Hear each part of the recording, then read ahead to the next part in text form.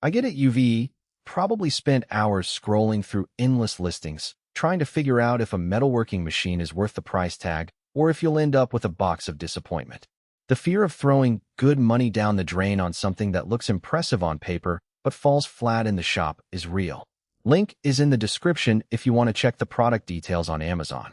So let's talk about the xTool MetalFab laser welder and CNC cutter and see whether it lives up to the hype for people who actually need to cut, weld, and fabricate metal on a regular basis. First off, the biggest draw of the MetalFab is that it promises to replace a whole suite of tools: a laser cutter, a CNC mill, a MIG/TIG welder, and even a plasma cutter into one single workstation. In a typical small shop setup, you might have 3 or 4 separate machines, each with its own power requirements, maintenance schedule, and learning curve. The idea of consolidating all that into a single footprint is tempting, especially when floor space is at a premium. What matters, though, is whether that consolidation translates into real-world efficiency, not just a tidy marketing slogan. If you're someone who spends a few hours a week repairing or prototyping metal parts, say you run a hobbyist automotive shop, a custom bike frame workshop, or you're a small-scale manufacturer of brackets and housings, the MetalFab can actually make sense. The 800W fiber laser is powerful enough to cut through mild steel, aluminum, and even some stainless steel sheets in a matter of seconds. That speed is where the 8x faster claim starts to feel concrete.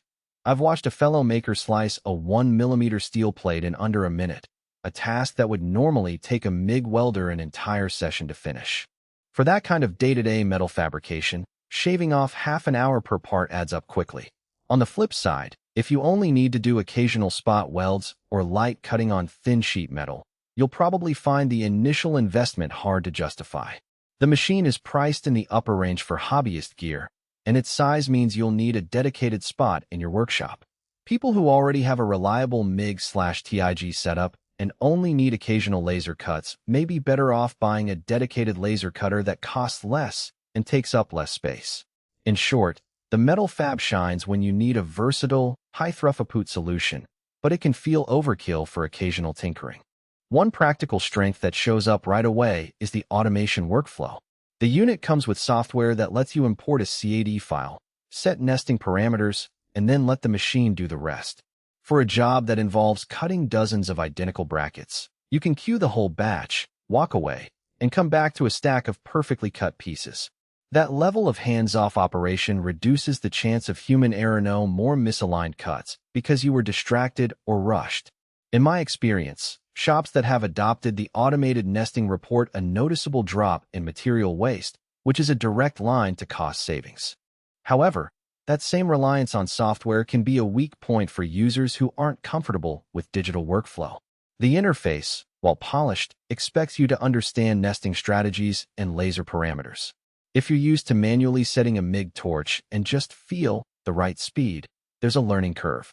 The machine will not magically know how fast to cut a piece of copper versus steel. You still need to input the right settings. For a seasoned CNC operator, that's no problem, but a newcomer may need to spend a few evenings watching tutorial videos before they feel confident. Operating costs are another area where the MetalFab tries to differentiate itself. Traditional welding rigs consume a lot of electricity and require consumables: wire, gas, electrodes that add up over time. The laser system, by contrast, runs on electricity alone, and the fiber laser's diode has a long lifespan, meaning you won't be replacing the core component for years. In the long run, that can translate to a lower total cost of ownership, especially if you're running the machine for several hours a day. I've seen shop owners who switched from MIG to laser report a 3,040% drop in their monthly energy and material bills. A practical downside is the maintenance of the laser optics. Even though the fiber laser is robust, the focusing lens and the protective window need periodic cleaning to keep the beam quality sharp. If you're working in a dusty environment or handling raw metal shavings, you'll find yourself wiping down the optics more often than you might expect. It's not a huge chore, but it does add a small routine task that you wouldn't have with a straightforward MIG torch. Another hidden trade-off is the ventilation requirement. Cutting metal with a laser produces fine metal particles and fumes that need to be exhausted properly. The unit includes a built-in exhaust fan, but most users end up installing an external filtration system to stay within safety regulations. If your shop already has a